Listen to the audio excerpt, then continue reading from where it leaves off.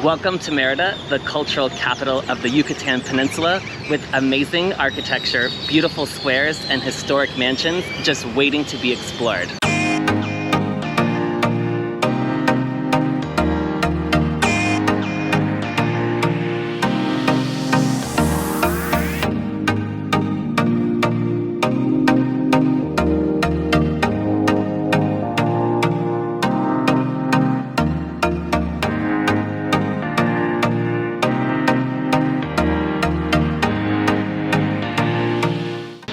One of the best ways to discover a new city is to take the free walking tour, so that's where we're headed next. The free walking tours begin in Plaza Principal de Merida, or Plaza Grande as it's best known, across the street from the Casa de Montejo.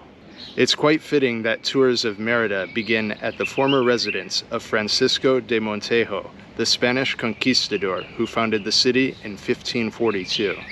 Today, the historic mansion is a cultural museum where you can visit for free. Inside, you will find a beautiful courtyard with fountains and archways to numerous covered sitting areas. To your right, you will find the entrance to a well-curated, self-guided tour of the former residence. The living quarters are impeccably decorated with period pieces from the late 19th and early 20th centuries, giving you a real sense of the grandeur of the period. Merida prospered greatly from the production of a natural fiber called henequen at this time. Although you don't go inside Casa de Montejo on the free walking tour, it's definitely worth returning here afterwards. And if you enjoy black and white photography like we do, then don't miss any of the free exhibitions here as well. Next, we head to the first cathedral built on the mainland in North America. It's also the oldest cathedral in Mexico, and it's also free to enter. Looking up to the massive crucifix and the vaults are perhaps most impressive. The central dome is surrounded by intricate coffered ceilings. The government palace, or Palacio de Gobierno, is our next stop just across the street from the main cathedral. This elegant building was built in 1892 and houses the state of Yucatan's executive government offices. Its facade holds a replica bell that was used by the priest Miguel Hidalgo to start the fight that ended with Mexican independence from Spain. Back inside, you will find 27 of local artist Fernando Castro Pacheco's mural paintings distributed across both floors of the building. His work documents the incredible history of the Yucatan state. The highlight of any visit is the large hall on the second floor with powerful representations of the struggle for independence. Descriptions of the artwork are detailed and provided in both Spanish and English. Entrance is again free here and open to tourists, even though the front door is guarded by the state police. As we make our way up busy Calle 60 away from Plaza Grande in the direction of Santa Lucia Park, we are fascinated by the architectural styles on display. Hotel La Nacional exudes an Art Deco feel to us. On the next block is the University of Yucatan, with its colonial architecture juxtaposed with the gorgeous neoclassical theater across the street. Also with the neoclassical style, we can't forget about the Gran Hotel, which was the first and oldest hotel in Merida. In its heyday, it attracted famous guests from Fidel Castro to Charles Lindbergh. Today, you are welcome to enter the lobby for a look back in time. It's also located in the beautiful Parque Hidalgo. Finally, one of my personal favorites as a music lover, I play the organ of all things, is the modern Palacio de la Música. Our final stop on the free walking tour is the leafy Parque de Santa Lucia, where there is a popular free weekly concert on Thursday evenings. Our guide also points out on the map where we've been on our tour and provides his recommendations for the best things to do in Merida. Before leaving this park, we snap a photo on the famous sillas confidentes, or confidence chairs, found in the parks all over the Yucatan.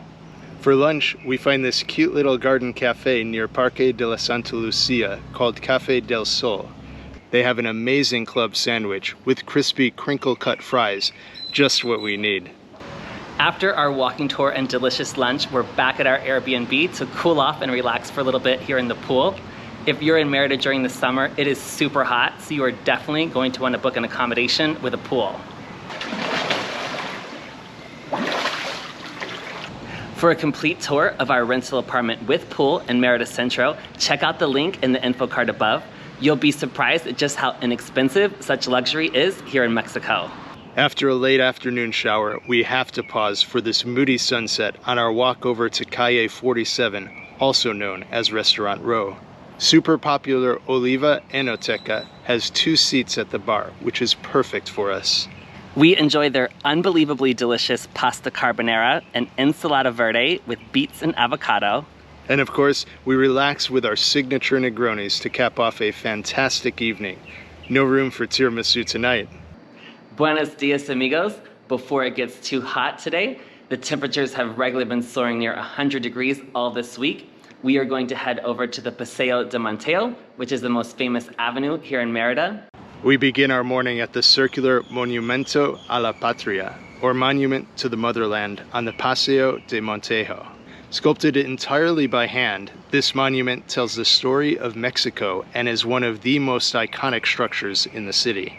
Speaking of iconic, the Paseo de Montejo was inspired by the wide French boulevards that are lined with gorgeous trees. In the late 19th century, wealthy Yucatecans built up beautiful mansions along this leafy avenue. It's a must to make your way down this avenue to see some of these incredible homes. When you're ready for a coffee or breakfast, there is no shortage of high-end restaurants housed in former mansions. At Casa To, you'll find one of the trendiest designer boutiques and coffee shops on the entire Paseo. The courtyard is the perfect place to sip an espresso or enjoy a cocktail. We find many ladies who lunch here and definitely want to join them. As we return to our Airbnb after lunch, we discover colorful streets, classic old cars, there seem to be punch bugs everywhere, and one of the 3 remaining arches which historically provided access to the city. We like to avoid the hottest part of the day in the comfort of our air-conditioned house. Also, it's typical for a huge storm to roll in. We've realized the weather can change quickly in the summer, so we decide to order in for dinner from our new favorite, Oliva Enoteca, and enjoy a quiet night listening to the soothing rain. For one of the best day trips from Merida, get up early and head to Uxmal. I'm also on my own today as Andy is not feeling his best. On arrival at Uxmal, meaning thrice built, you will walk up a small hill to the archaeological site from the entrance. The magnificent ruins at this ancient Maya city are nothing short of spectacular. I'm here just after opening hours on a Saturday. It is absolutely beautiful. The birds are chirping, and let's go explore. The clouds are also just completely rolling in super fast, makes it really beautiful on the main temple. So far, it's just me and this little iguana walking around.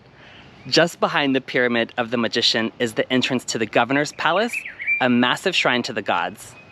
The Governor's Palace is also the finest example of Puuc architectural style of any ruins in the area.